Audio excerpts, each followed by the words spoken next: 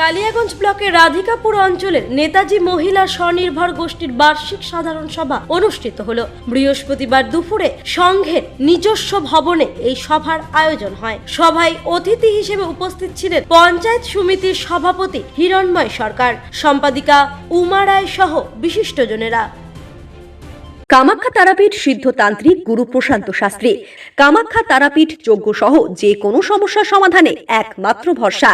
ঠিকানা রত্নজ্যোতি শোরুম, রত্নজ্যোতি মোড়, দেবীনগর, রায়গঞ্জ, উত্তর দিনাজপুর। মোবাইল নম্বর 8629986786। আজকে ছিল রাধিকাপুর নেতাজি সংঘের বার্ষিক সাধারণ সভা ছিল। ওখানে এসএসজি মহিলারা যারা সংঘের মেম্বার তাদেরকে নিয়ে বার্ষিক সাধারণ সভা করলো। সেখানে আমাদের অঞ্চলের এক্সিকিউটিভ অ্যাসিস্ট্যান্ট ছিলেন এবং সঙ্গে সম্পাদিকা থেকে, সভানেত্রী থেকে, বিডি মেম্বার, সিএসপি কোঅর্ডিনেটর সবাই ছিলেন। কারণ আপনারা জানেন যে মাননীয় মুখ্যমন্ত্রী মমতা ব্যানার্জি সবসময় মহিলাদের স্বাবলম্বী করার জন্য অনেক রকম প্রকল্প কর্মসূচি নিয়েছেন।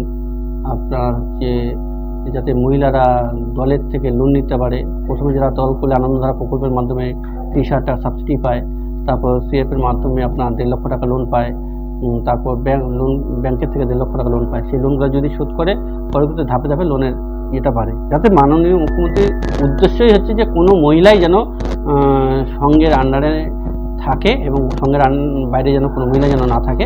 সেটা মাননীয় মুখ্যমন্ত্রী মমতা ব্যানার্জির উদ্দেশ্য, এবং মহিলা যাতে স্বাবলম্বী হয়, এই দলের মধ্যে থেকে তারা যে লোন পাচ্ছে, লোন নিয়ে ব্যবসা বাণিজ্য করবে, করে স্বাবলম্বী নিজের পায়ে দাঁড়াতে পারে, সেটাই মাননীয় মুখ্যমন্ত্রীর মূল উদ্দেশ্য। কালিয়াগঞ্জ থেকে ভাস্কর রায়ের রিপোর্ট, কুলিক নিউজ।